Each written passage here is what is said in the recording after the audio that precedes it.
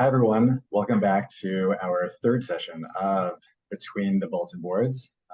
It's been a little bit of a while since our last session. Understandably, knowing that between that session and this one, it feels like the world has changed. It's not the same world, obviously, in the aftermath of the October 7th Simchat Torah massacre in Israel, and and just that weighing on all of us in such immediate and personal and broad ways has made this a really, really hard time.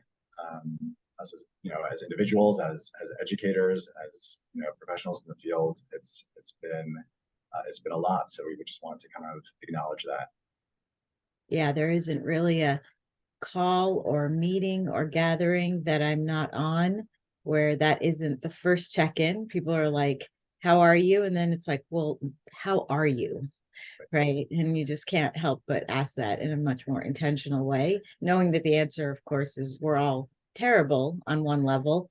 And then I was on a call yesterday where someone was like, yeah, we're all terrible. And I'm the granddaughter of Holocaust survivors. So I'm experiencing intergenerational trauma, but also my internet just went down. Right. So like, the toggling back and forth between these huge, feelings of, fear, anxiety, grief, and also the sort of mundanities of everyday life that you have to deal with. Yeah, yeah. I was speaking with my daughter who's in Israel for the year, and she made the decision for herself that she wanted to stay and continue in her seminary, but recognizing that for some others it wasn't even necessarily the trauma of the events in Israel that was so upsetting and triggering for them, as upsetting and triggering as that was, of course.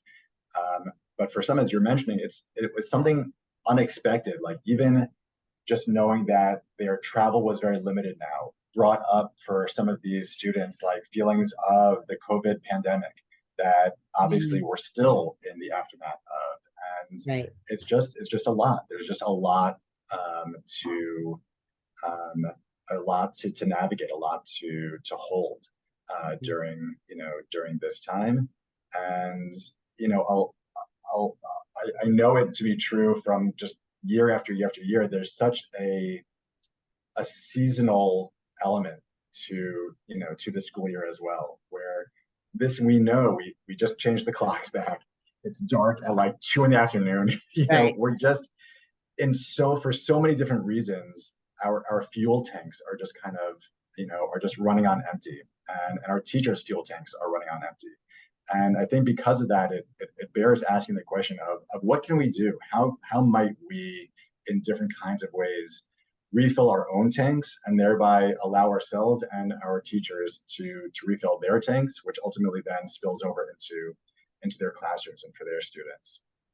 Yeah, I think that just like I know people who are just like glued to the news 24/7. And of course, like we're all, you know, deal kind of creating our own schedules of how we're you know keeping updated on the news and keeping a track of family and friends and so forth.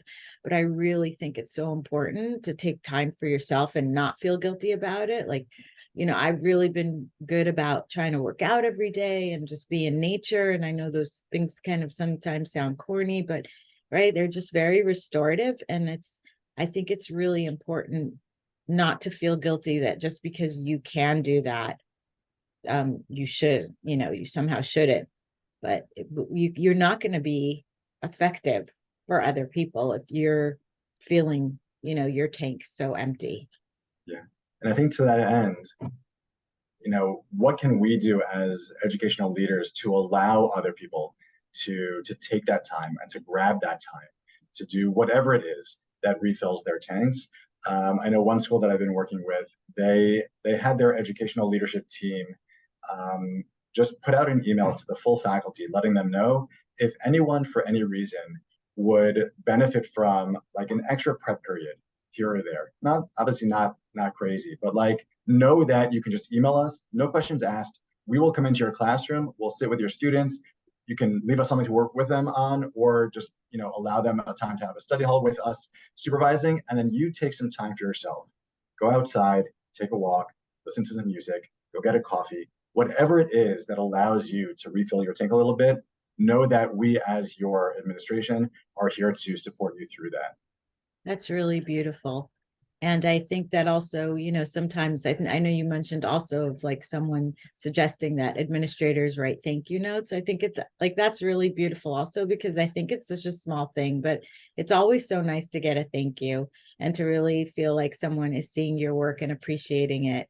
And I know that like one school we're working with, you know, I was doing training for whatever it is, like building the projects or alternative assessments, but one teacher just came in and we ended up kind of just debriefing for each other about the whole Israel thing. And I said, well, how are your students doing?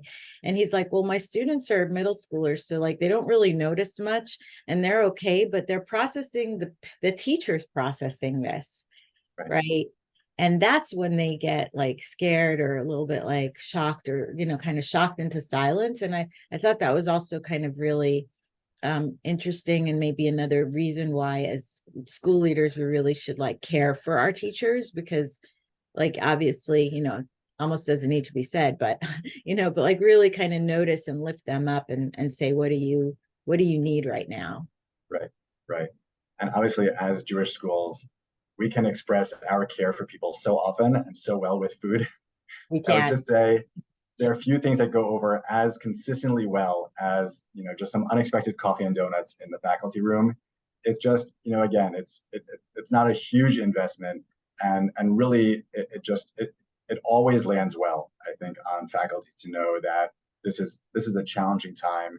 This is just a small gesture that we hope allows you to get through your day a little bit easier, because it's okay to not be okay.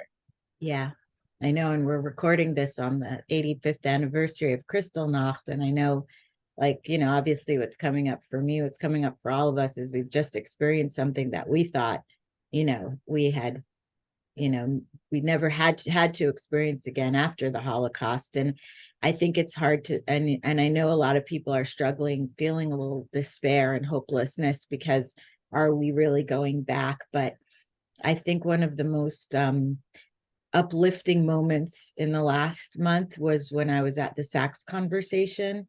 And it was an interfaith dialogue, but Gila Sachs, Rabbi Sachs's daughter spoke, and she was just, yeah, she's just so great. And she said, obviously people have been asking her, and she has been thinking, what would her father say right now? And she's like, I don't really know, but I know he would tell us what not to do, and that is to feel despair. And she said, despair is not a Jewish emotion. That's something he often talked about, and that hope is an active verb that we have to work for. And even in these dark times, we must never ever accept that this is the way the world is, but that we always must keep working to create the world that ought to be. Beautiful, beautiful. Speaking of which, will I see you next week in DC on Tuesday at the March? Absolutely. Awesome. Okay, we'll both be there. We hope to see everyone else there. And yeah, wishing everyone strength, and yeah, and support through this really, really challenging time.